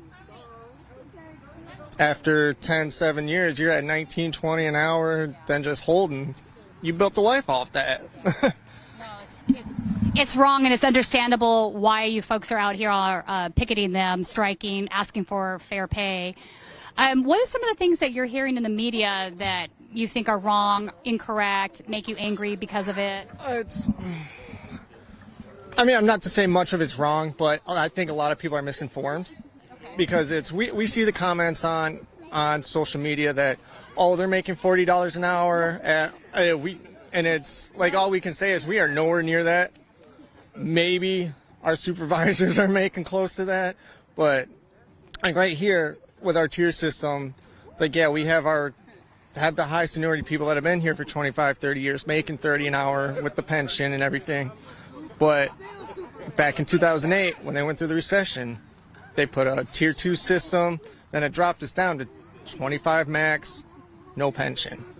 Like very few benefits after that. So now companies came back from that bankruptcy, making billions of dollars in profits. And I think it's our turn that we start getting that back. Oh yeah, no, definitely. So people actually think you make 40. I have not met anybody that makes $40 an hour, not a single person. I'd say average, I'm hearing 17, 19, in some cases with some veteran employees, 25 to 30. Yep. But to think that 40 is the common number that folks here are getting paid is just absolutely false. There's support from the community. We've seen that's been happening all day. People are honking in solidarity. Oh, yeah. I think most Americans understand, if they don't think you're getting the 40, they understand that there's massive income inequality, that they're feeling it too probably in their jobs. With a lot of the comments we see, like, oh, it's hurting the community, this and that, but it's like, well, we're sorry, but it's our turn. But I'm hoping they learn that if we get our come up, that's just going to be more money we're spending in the community, showing towards them, and then those businesses are going to start to flourish and then have a... This idea that you're harming consumers is kind of silly because they don't ask the CEO if the CEO is harming consumers when they give themselves fat increases. That's never questioned, right? That's the first part. The second part is you are also a consumer. So it's important that you have enough money to consume goods as well if you're going to contribute to the economy. Right. My joke was... We work for this company for so long. We build these cars for so long.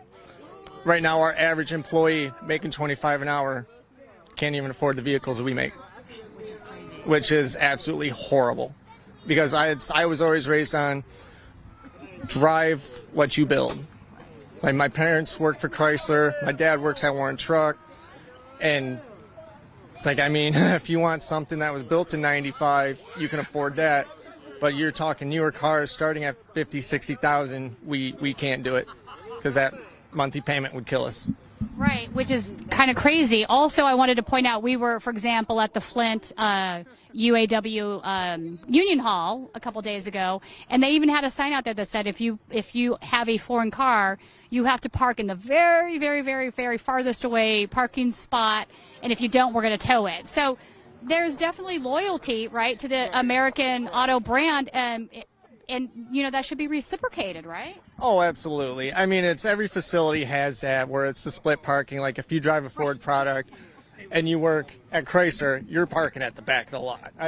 We actually have a sign out here. We're pretty good at following it, but we do have a lot of newer employees that are coming in. They're just driving what they can afford, so we don't hold it against you, but hopefully with these raises, they're able to afford these Chrysler products now, so they can come in and show the... It's kind of crazy to say that to someone, then their response is like, but I get paid $16 an hour. I can only afford a Hyundai. What do you want me to do here, right? Right. And we totally understand. But it's... At the end of the day, that's why we're really out here. It's so we can all, come up in the world, because it's all maxed out at 25. A lot of these people down there are maxing at 30, so it's like they have their 30 an hour. It's mostly a fight for tier 2s and the temps to be able to come up and equal them. Right. And that is what a union is for, right? It's everybody in, no one out. Mark Roos, who is the president of GM, had this op-ed last week, I don't know if you saw that, where he was arguing that 85% of the contracts are fine, so we should maybe stop spreading misinformation by talking about the 15%. But he seems to fundamentally, yeah, that's the right reaction. He seems to fundamentally miss the point of a union if he's making that claim, and I don't think he's that stupid, number one. And then he ended this op-ed by saying that strikes don't work, which is just a verifiably false statement. What are your thoughts on that?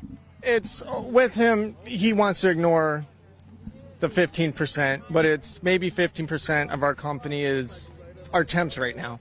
And the other 85 are the ones that are struggling. He wants to argue this and that, saying that strikes don't work. Right now, our company's losing $100,000 an hour, give or take maybe 10,000. But at the same time, it's okay. You want us to keep working, keep putting out all this product for you. You made $40 billion in profit after they pay everyone these. But it's like I said, it's our turn to come up with that money. It's like to pay us, give us what we're asking for that we rightly deserve. We will come in. Morality, I can guarantee you, will skyrocket, and then it'll be every day, nonstop. Right. I mean, happy employees that are being treated well are more productive. That's just kind of common knowledge, isn't it? I wanted to point out you had one of your operations managers, I'm not sure his name, he came out, he was leaving, he was actually chatting in a friendly manner with some of the strikers down there. So it's I think it needs to be pointed out that not everybody that's in management at these companies is against this strike, is against what these workers are asking for. They see it too, right? Many of them are humans, and they're like, yeah, man, you guys should be getting paid more. But one of the things he mentioned is somebody said, what did you do today? And he started laughing, and he basically said, everything, and you could say he was saying in a way like, man, I am so over my head, I don't know what I'm doing in there. Yeah, like just a lot of our managers here, I'll probably catch flack for this, but a lot of them, they're on our side. Like, they're talking about closing the 18 Mopar facilities. They don't want to leave. A lot of our managers are super cool, super nice, and we're trying to work with them. And I know they're on our side because they're constantly coming and going like, hey guys, we're sorry, but this is what we're doing inside. We have a full appreciation for what you guys are doing out here, and you're definitely underpaid. No, so I'm seeing that. So it's good to have some management solidarity, if we can call it that. So it would seem to me the most important things to gain are obviously getting rid of this $25 wage cap, like being able to make more as you spend more years here at the company. Getting rid of the tiers is obviously a big thing. Ford has come to the table with concessions in both of those areas in their latest offer. Do you think that's going to help push Stellantis further in that direction? Because it seems to me if Ford gets their workers back to work, I'm sure they're negotiating as we speak. If that happens, this is a competitive opportunity for Ford to take more market share because they're out there working and they've got everything full steam ahead. What are your thoughts on that? Honestly, I haven't seen 100% of the thing for Ford's offer. I heard it's a very good one. Okay. I have heard it's a very good one. I'm hoping that Stellantis and GM takes notes, but Stellantis is always the last one to go. It seems that way. Yeah, it is. I'm hoping that we can base our model off theirs, from what I understand. But it's like I haven't really seen that one to know justifiably on. No, and I feel you. And I don't think that Sean is entirely done negotiating with Ford. I think he's still saying, yeah, that's a start, but keep coming. It's not good enough. Keep coming, right? One of the other talking points I hear out there is that you guys are asking for a 40% increase in wages. I wanted to point out that sounds like this big scary number if you haven't looked at the whole picture, right? So the first part of it is that auto workers, if we adjust your wages for inflation over the last 2 decades, you're negative 20%. That's according to the Bureau of Labor Statistics. This is not some crazy lefty publication cooking up some number here. That's just the Bureau of Labor Statistics. That's the government. So 20% right off there is like, it seems reasonable that you would want to be made whole on that before you even look at a cost of living pay increase, adjusted for inflation currently, which is through the roof. So that 40% doesn't seem so scary once you realize that. Right. It's not. After taxes and everything, we're sitting roughly about that. So it's what we're saying for the 40% is our CEO got a 40% raise. He's making $29 million a year, give or take. But then, like, with everything that's saying. The company made $40 billion. We saved you. It's our turn. Our CEO got the 40% pay increase. Why didn't the rest of us? Well, interestingly enough, I don't know, a lot of folks don't realize this. Did you know that your shareholders voted against your CEO's pay package a couple years ago? I don't think a lot of us did. All right, let me show you this, and I'd be curious to see what you're saying about this. So 42% of shareholders rejected the contract because they thought it was too big. The board of directors went ahead and approved it anyway. So this is coming from Reuters, that, not some crazy publication. This is Reuters. So when I saw this, I thought that's really interesting, actually. I think this is going to become more common across the board in America because these pay discrepancies are huge. The income inequality is absolutely unattainable. So here we have the story. Hang on if we can. The internet here is so slow on my phone. Okay, there we go. It's slow all around. Being that close to Canada, the two cell services. Right. So just going to read a little bit from this. This is from April of 2021. So Stellantis Chief Executive Carlos Tavares' 59 million euro pay package is wrong, and not just for the obvious reasons. More than 52% of shareholders voted against the compensation offered to the boss of the 44 billion euro Italian-French car maker. But Tavares will receive his loot anyway, with the board ignoring investors' grumblings as is its wont under Dutch corporate law. Could not get that out. That's a big problem as the size of the package. The outrage from politicians would have been predictable even if France wasn't in election mode. Tavares is receiving 19 million euros as compensation for 2021, plus shares worth more than, wait for it, 40 million euros to be vested over the years. Stellantis chairman and Agnelli dynasty heir John Elkann pledged to take the revolt into account. Shareholder revolt. Shareholders are who actually own the company. At the end of the day, they're the actual owners. So, but they went ahead and gave it to him anyway. So I thought it would be interesting for you to know that you have some solidarity, oddly, with some shareholders that agree with you that you're not getting paid enough and he's getting paid too much. It's bad for the company. Right. And we do appreciate that a lot. It's because we all know that it's not just one man that's running the show, but also at the same time we look at, they take majority vote like we do for everything in here. It's like they can easily vote him down, vote him up, and help trickle down all those payments. Right. So you're not wrong on that. It's like they can always fight against him, fight for the company, but at the same time they're also really kind of sitting on their thumbs.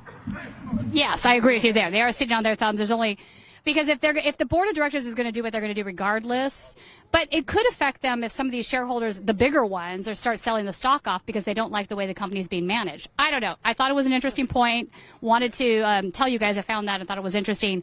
Is there anything else that you would like to share that you think doesn't get enough attention? What doesn't get enough attention is all these facilities are for the first time in 50, 60 years, all finally united between the big three. Like a lot of people here are Chrysler employees bashing Ford or GM. It's all a lot of good fun and everything, but I hope this actually shows, like with us striking, GM striking, Ford striking at the same time, at the same exact time, that we all are one. We are one big family, and we will fight for each other. No, and you're right on that. This is the first time all three big auto firms have been struck at the same exact time, I believe, right? I believe so. Yeah. So that's a big deal. In a very, very long time, and it is a big deal. And I hope a lot of people see that. Right on. Appreciate you talking with us. No problem. Thank you so much.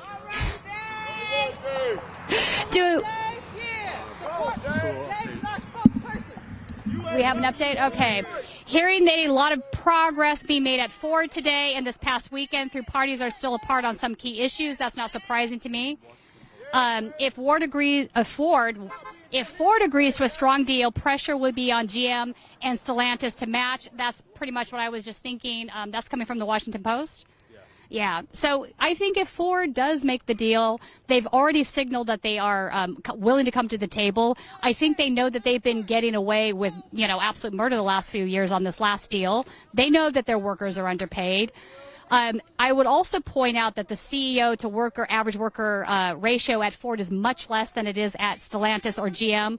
So that also signals to me that they are more apt to come to the table quickly with their workers' asks. So if Ford does make a deal and those workers get back to work, that's going to put Stellantis and GM in a bad position because Ford's going to be able to get their cars out there in the market, their parts are out there on the market. They're going to bring their business up to full speed, and that will make them more competitive and give them a chance to take more market share, in my opinion.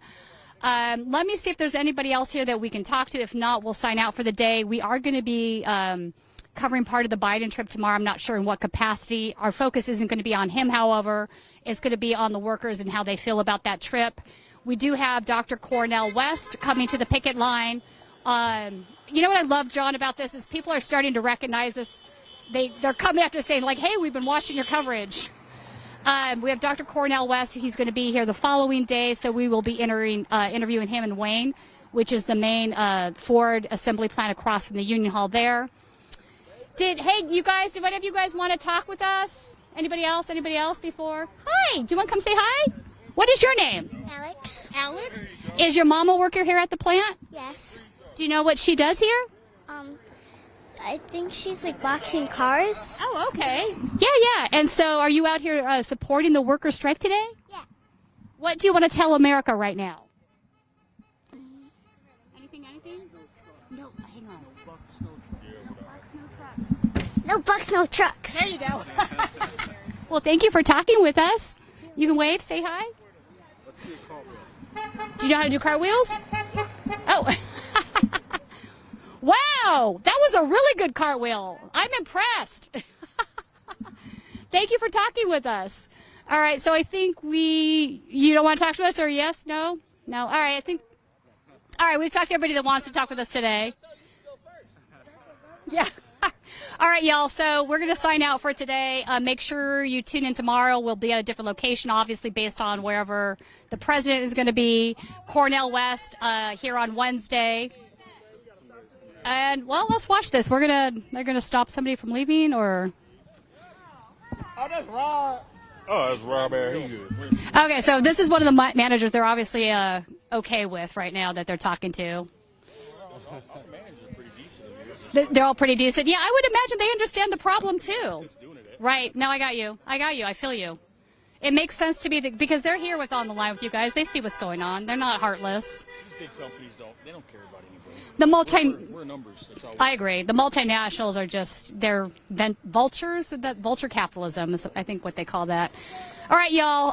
Thanks for. I'm calling y'all now. Like, thanks for joining today. John's got. Okay. And guys, if you really want us to stay out here, given the voice of the workers, we're going to need you to sign up as members. All right, so we need a lot more people to sign up as members. Go to StatusCoup.com/join and become a member. And if you don't want to become a member or you can't, we also have a donation page, StatusCoup.com/donate. All right. All right, couple super chats. I got this one in time before we signed out, so I want to read these. Margaret gave us $10. Thank you, Margaret. Susan donated $20. Keep up the great work. My mom was a UAW member, and I really appreciate your coverage of this event. You're welcome. We're glad we can be out here covering. This is important stuff. And then Tim Lane gave us $10. Thank you, Tim Lane. We appreciate that. Do you have any party words for America? No? I'll tell you at the end of this. Okay. All right. Thanks for joining us today, and we will be back live again tomorrow. I think we're going back to the Wayne facility, which is in Metro Detroit, across from the UAW Union Hall.